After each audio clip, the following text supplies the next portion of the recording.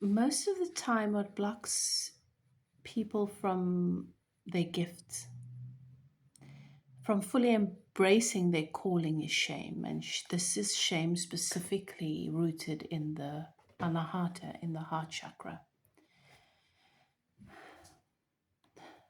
where they have had to develop a shield over the heart space because of abandonment and heartbreak. And this heartbreak starts very early on with the parent, where when they were being themselves, expressing who they are, how they see the world, they were shamed by this parent, abandoned by a parent in some cases. Abandonment is not always physically, it can be a parent withdrawing their love because you're not behaving the way that they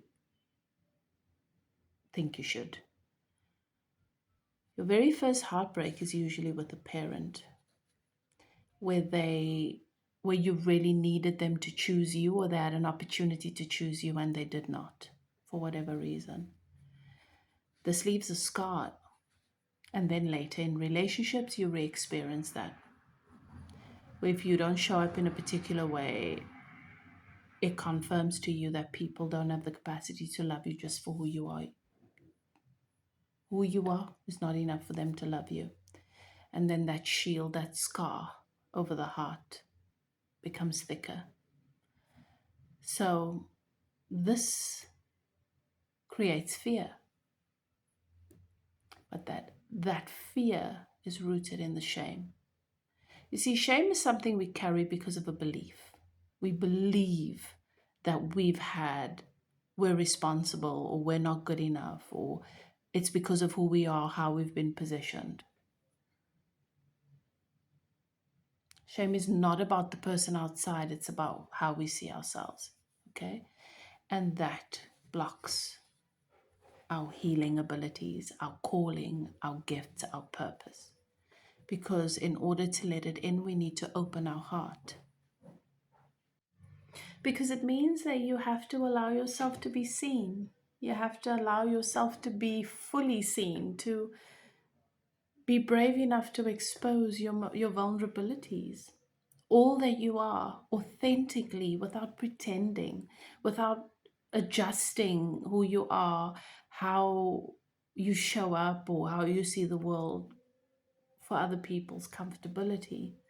So you risk rejection. Not everybody's going to be ready to receive you with appreciation, because often when your calling is to be a healer,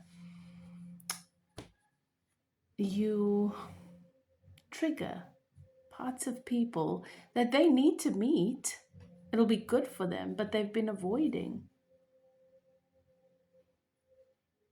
You shatter illusions. So, shame in the heart chakra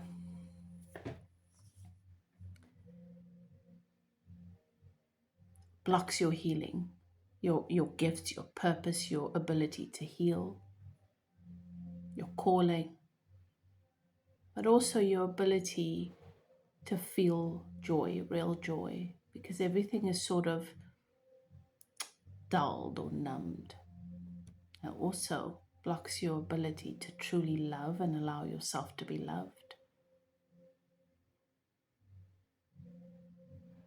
Most of us were not born into families where our parents and our families could embrace and love us unconditionally.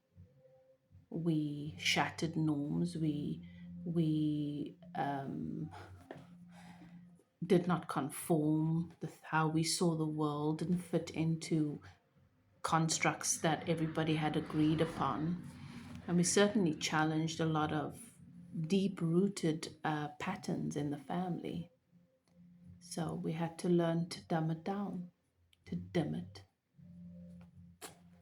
That is shame in the heart chakra, and that's how it manifests. So you're not responsible for that, but we do feel responsible for that, because if only we were slightly different and you spend a lot of time questioning whether you are in fact right or crazy or wrong, and choosing between yourself and honoring and embracing yourself fully and loving yourself fully, or being accepted and loved and fitting in.